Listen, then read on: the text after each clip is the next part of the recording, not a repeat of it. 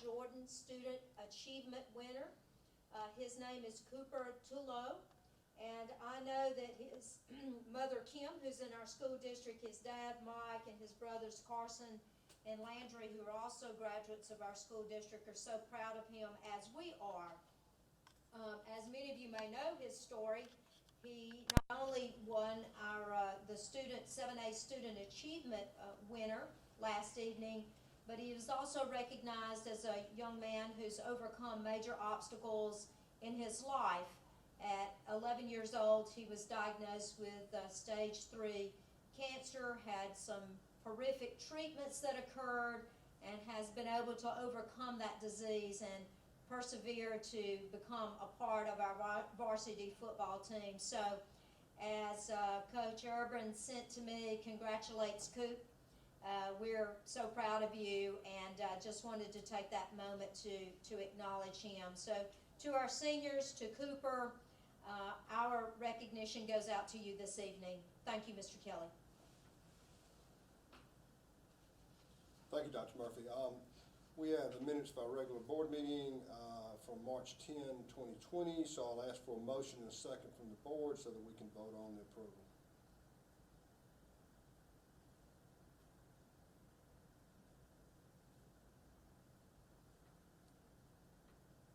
Mr. Kelly shared that the minutes of the regular board meeting March 10 are before you board members, and there's a request for a motion and a second.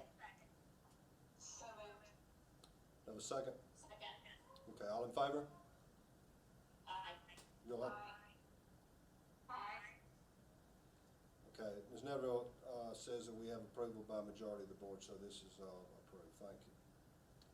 Next, board members, you have the personnel actions. As you look through those, you will see that there are 2 transfers, also 2 requests for leave of absence. We have 5 resignations, 10 retirements. All of those requests for retirements will be occurring June 1 of this year, so those individuals will complete the academic year with us.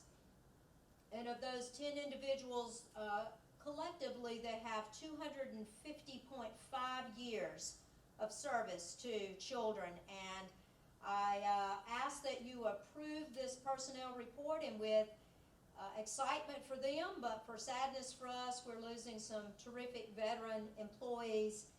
You do have the personnel actions before you, and I request your approval. Dr. Murphy, I'm having technical difficulties. I'd like to pass the gavel to Ms. Baumann, let her conduct this vote, and since Ms. Netterville is in my presence, she can record my vote. Thank you. Yes. Okay, board members, before you are the personnel actions. We need a motion and a second. So moved. Second. Thank you. All in favor? Aye. Aye. Aye. Okay. Any opposed? Personnel actions have passed. Next, board members, we have before us our business action items, and I'm going to ask Michelle McKay to talk through the monthly financial statement ending February of this year. We have cash disbursements and also payroll, and after her presentation, I'll ask that you approve all business action items together unless you object. Michelle? Thank you, Dr. Murphy. Business action items for April include payroll, March 2020, $8,393,379.99. Cash disbursements for February FY 2020 equaled $6,182,062.85.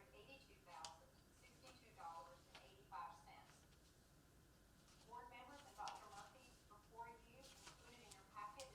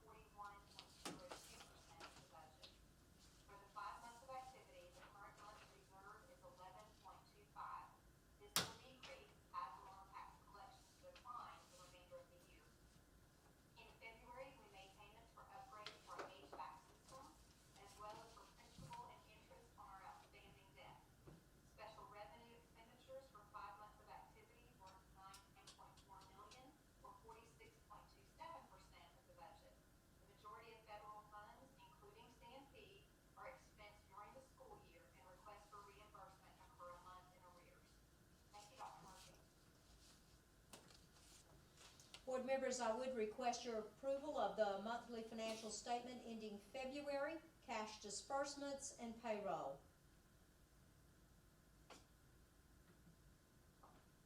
Ms. Baumann, you have the Board gavel. members, before you are at the business items, I need a motion and a second to approve the business action items. So moved. Second. Does anyone have any questions? Hearing none, all in favor? Aye. Aye.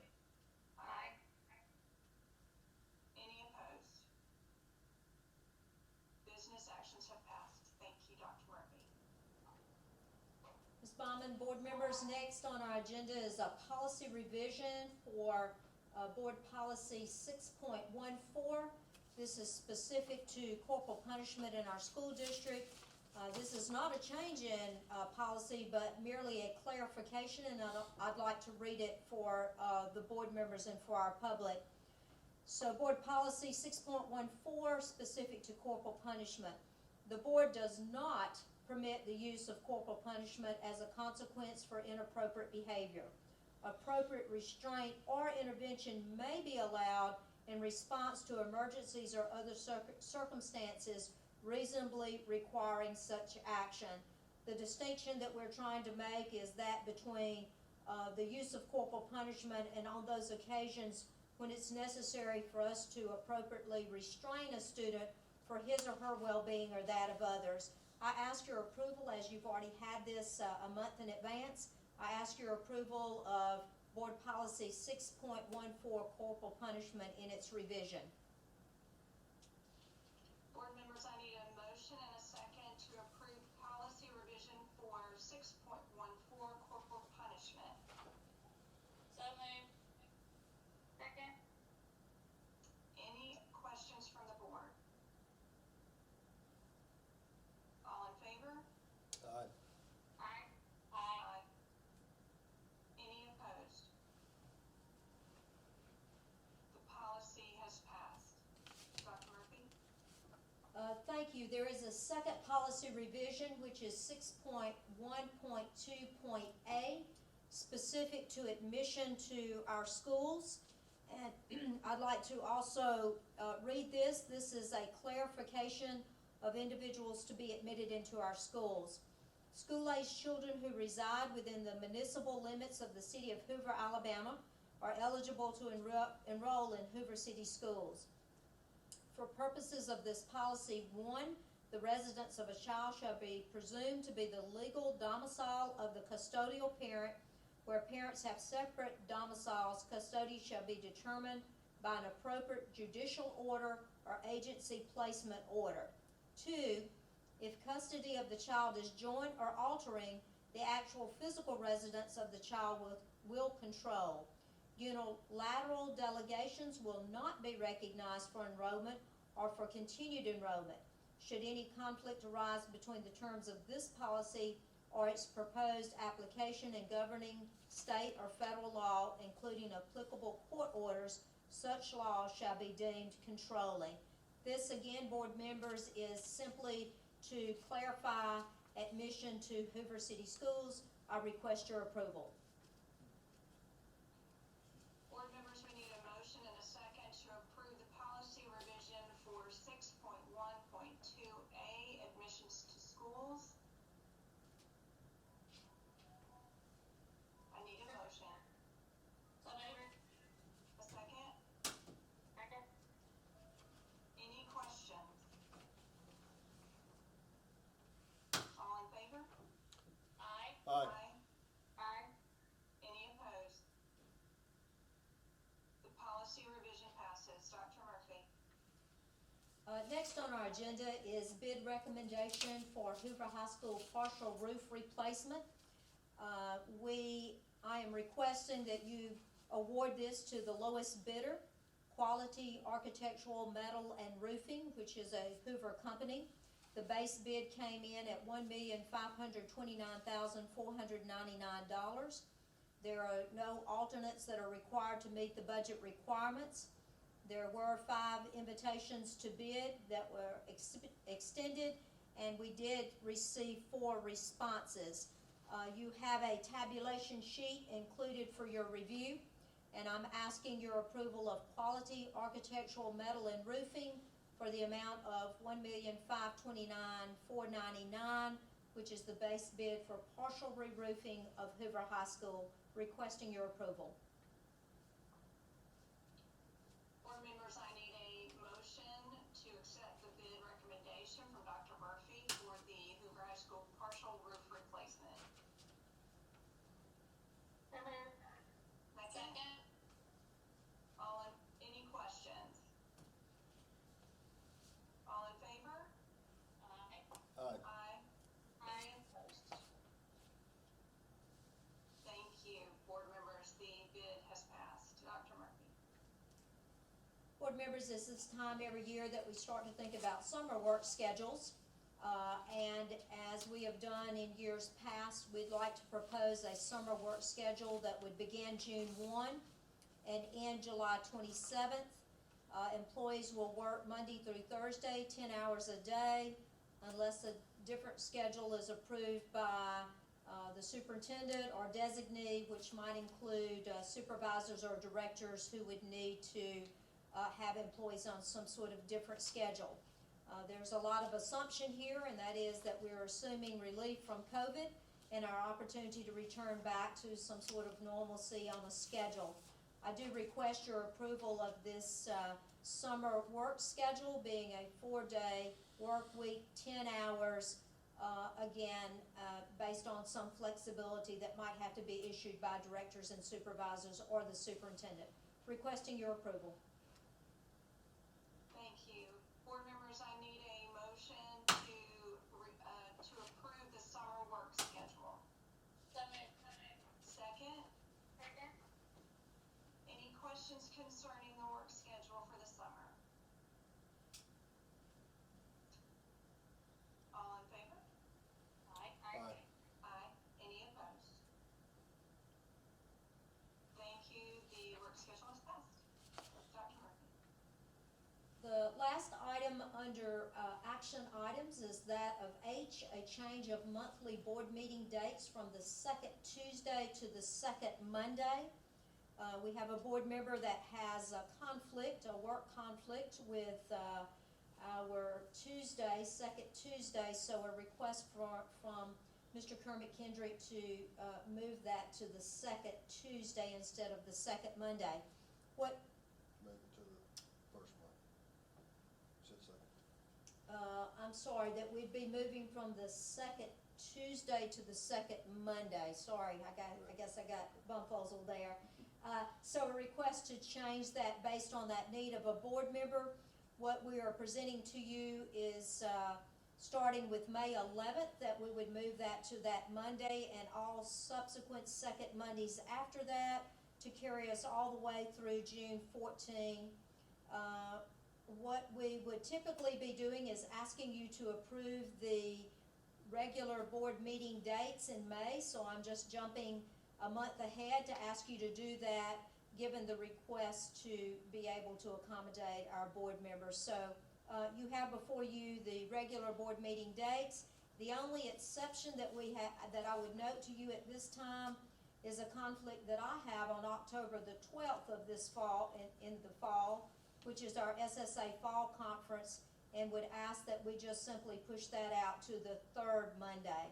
We have a little bit of time if that needs to be altered, but do ask your approval of this change in our board meeting dates. Board members, I need a motion to change the monthly board meeting from the second Tuesday to the second Monday, and all the meeting dates for our next fiscal year. Do I have a motion? A second? Second. All in favor? Aye. Aye. Any opposed? Thank you.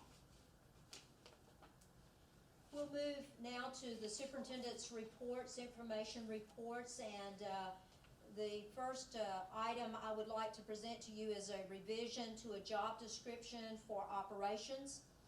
Matt Wilson has asked us to give consideration to this job description. It would be a job description that's entitled maintenance. It would be controls technician. As you all are aware, we have lots of security cameras throughout our school district, thousands. We have security badges for all employees, and we really need some additional support with that part of our work. And so this is just the revision of a job description. The controls technician aligned fairly closely to an existing job description for our electrician. So we use that as sort of the starting place for us to just make some edits to the job description for maintenance electrician, alter that to now be maintenance controls technician, again, to help us with security cameras and security badges.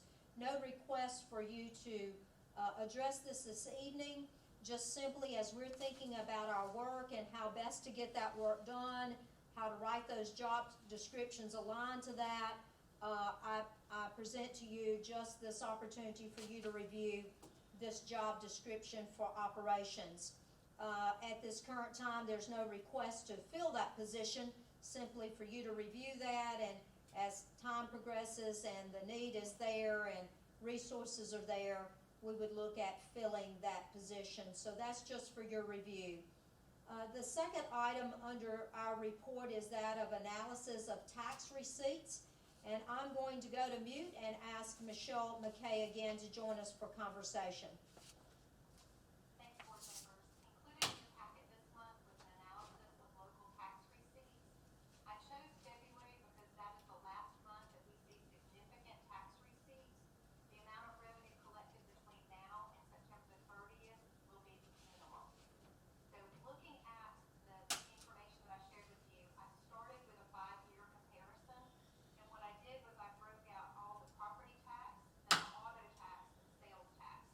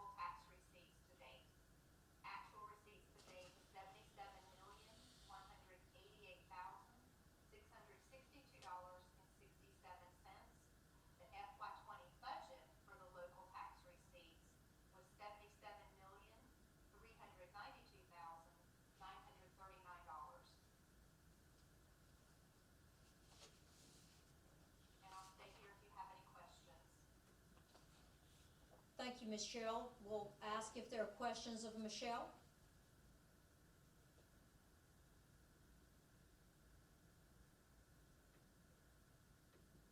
Thank you so much, Michelle. Board members, next, in terms of report, I want to share some information under C, which is instructional delivery, and so that's kind of my catch-all place where I want to share several things with you. First of all, it's important that I announce this evening that we have received an extension from our federal judge as it relates to our transfer deadline. The transfer deadline was to be April the 15th, which I believe is tomorrow. And that has now been extended until June the 15th.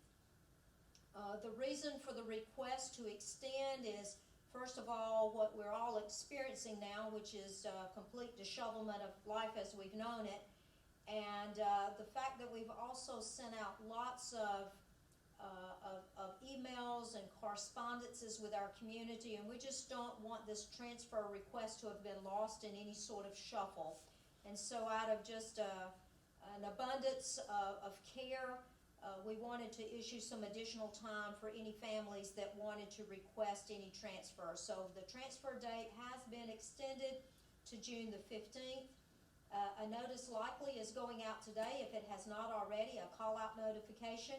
There'll be another call-out notification as a reminder on May 13th, on June the 3rd, and again on June the 15th, the date that this has been extended to. So just as a matter of information to you as it relates to that. Also want to just share with you an update on our feeding program. As you all know, we have continued to find a way to serve students who are food insecure. During the week of March 16th through the 20th, we fed 2,584 meals out to students. We did not serve meals during spring break, the week of March the 23rd. The week of March the 30th, we prepared and served 2,198 meals. Last week, we served 1,977. And so far this week, Monday and Tuesday, we've served 876 meals. So a total of 7,635 meals have been prepared for children who are food insecure. I want to thank our CMP workers. I want to thank Melinda Bonner and also Lindsay Lauderdale for their support in providing meals. I'm also very appreciative of Hoover Helps and the City of Hoover. They've worked alongside of us and provided lots of non-perishable foods that have gone out to our multifamily dwellings, to apartment complexes, to provide food for our families that might be struggling with that. So just a lot of gratitude for those who've continued to help us find a way to serve those meals. Also want to share with you some information. Actually, I may be getting ahead of myself. Let's see what else I wanted to share with you under the instructional delivery. So appreciative of all of our teachers, our school leaders, for designing a way to continue instruction in this difficult time. Again, as you all know, for our children K through 2 who do not have Chromebooks, we're issuing learning packets for those children. For our students in grades 3 through 12 who have Chromebooks, most of their instruction is coming to them by way of online. And we've had to rethink and redesign in very short order how to get this work done. This is a great time for me to thank the IT department and the great work that they have done. It's a great time to thank our school leaders, our principals, our assistant principals, our teachers who have just gotten this work done, to our curriculum department that's helped us design. So it's just everyone doing their part of this work to help us to have been able to do this work in short order. So that's our instructional delivery. We're pleased with how it's going. I wouldn't tell you that it's gone without hitches and glitches. There certainly have been those challenges, and I anticipate there will be others. I've had emails that have said, whoa, hang on, way too much work is being issued to our children, and other emails that says my child's not getting enough work, and we're certainly trying to find that appropriate balance between the amount of time, effort, and energy that our children should be investing. I will say this unequivocally, we have absolutely attempted to design this in such a way to ensure the success of all of our children. We do not want this unprecedented event to result in our students not being able to be successful with their work. So we're open, we're receiving emails. Many of our families are exceptionally pleased, and many still have some questions, and we're trying to work through those challenges. So thank you for allowing me just to share a bit of an update on our instructional delivery. I'd also like to just share with you that we continue to stay the course on our capital outlay projects. Matt Wilson is doing a superb job in his work as our coordinator supervisor in that area, and he has given you a very detailed report. I'll just pull a couple of high points from that to say that yes, the work has been impacted by COVID. It has resulted in us not being able in some cases to secure building materials. In some cases it's been very difficult to get bids because we can't get suppliers to get the prices they need on the materials, and also the impact that this pandemic has had on employees being able to come to work. So know that we are continuing our capital outlay projects. You do have a lot of detail from Matt. He did give us a full report last month, and so I'll not belabor his report further, but certainly we'll answer any questions that you might have. Just know that our work is being impacted, as everything seems to be, by COVID at this particular time. The last thing that I would share with you is that of a legislative update, and then we'll pause and let you all share any thoughts or pose any questions under the superintendent's report category. The legislators are scheduled to return on April the 28th. There could be a reconvene only to extend that further. I'm sure that they'll be dictated about regarding where we are at that time with COVID-19. It's anticipated that there will be a limited set of bills. Likely the budget will be under consideration at that time, expecting at best to have a level funded budget. There may be some local bills that make it onto the table, and possibly some tax renewal or tax credit renewals are likely to be addressed, and that seems to be what we can anticipate might go on the table for the legislators upon their return. You may also be aware that May 18th is the last possible date for this legislative session. The things that we think have been lost as a result of the pandemic is that either lost and or postponed and delayed, I'll say it that way. Likely the advancement in technology monies, the 3% pay raise that seem to be getting traction. We do not believe that bond issues are likely to be issued. If so, they'll be delayed. And any additional monies that we might have anticipated or hoped for mental health are not likely to be on the table at this time either. If a budget is not approved by May 18th by our legislators, they will be going into a special session later this year to pass the budget. So, of course, downtime for our legislators, well, I wouldn't say downtime. I'm sure they've been exceptionally busy, but certainly not in session. And so we appreciate how this has impacted our legislators also. I'm going to mute myself and allow others to ask questions and or join in on any of those particular items. Thank you, Dr. Murphy. I would just like to also say and show gratitude to you, to all the central office staff, teachers, administrators, counselors, CNP, IT. I mean, they have gone beyond to help our students through this transition. Just everybody's done an amazing job, and I just wanted to make sure to let everyone know that we know that has not gone unnoticed, and we are very appreciative of all the hard work. Even if you are sitting at home, that there's a lot that has gone into everything that that has been accomplished, and so thank you. I feel so privileged to be a part of this school district. Seeing everything that has that has happened over in this time that we're going through. A lot of great things has happened as well. My only question, I just sort of wanted an update. How is the Wi-Fi hotspot working with our buses? Great question. So thank you for your accommodations to all. We have 8 buses that have Wi-Fi connectivity. We chose the locations of those buses based on the metric of free and reduced lunch. So we looked at our apartment complexes where we had the greatest volume of free and reduced lunch children. We assumed from that likely those children might be most in need also of having connectivity.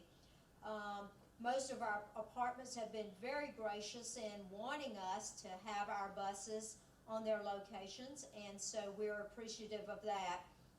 Only in one complex have we had to reposition the bus because it was in the way of individuals trying to park near the clubhouse, the main office, and we were happy to make that move of our buses. So we appreciate the collaborative spirit that we've received from management in our complexes.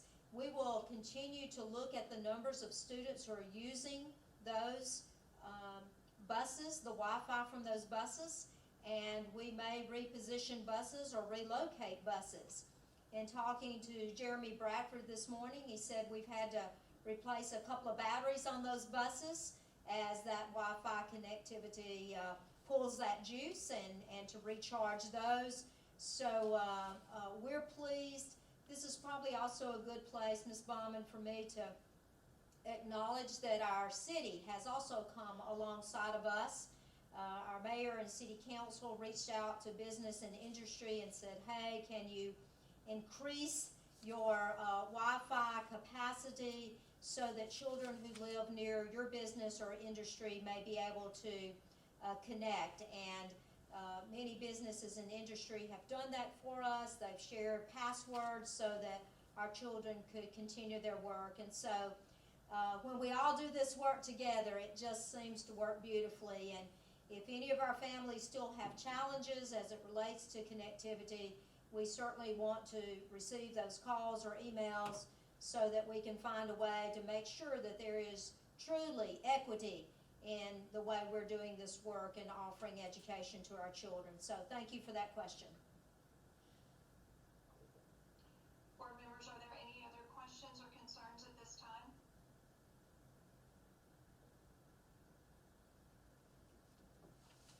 Dr. Murphy, you have anything else? Nothing other than to remind us of our upcoming board meeting and that change of date to May the 11th. And thank you all for your patience as we're working our board meetings in a very different way. Yes, thank you. Thank